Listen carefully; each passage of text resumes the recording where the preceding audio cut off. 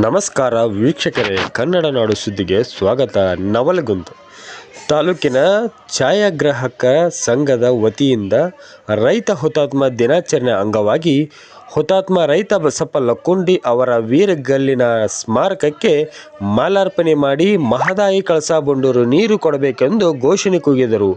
ಈ ಸಂದರ್ಭದಲ್ಲಿ ಗೌರವಾಧ್ಯಕ್ಷರಾದ ಸುರೇಶ್ ಬಾಡಿಗೆ, ಅಧ್ಯಕ್ಷರಾದ ಸಂಗಯ್ಯ ಹಿರೇಮೆಟ್, ಉಪಾಧ್ಯಕ್ಷರಾದ ಸಿದ್ದು ಬಸಾಪುರ್, ಮಂಜು ಚಲವಾದಿ, ಗುರು ಬಡಿಗೇರ್, ಚನ್ನಪ್ಪ ಪವಾರ್, ಶಂಭು ಬೀರೊಳ್ಳಿ, ರಾಚೋಟಿ ಕಾತ್ರಾಳ್, ಶಿವು ಪೂಜಾರ್, ರಾಕೇಶ್ ಕರಿಗೌಡರ್, ರಂಜಾನ್ ನದಾಫ್ ಮುಂತಾದವರು ಪಾಲ್ಗೊಂಡಿದ್ದರು.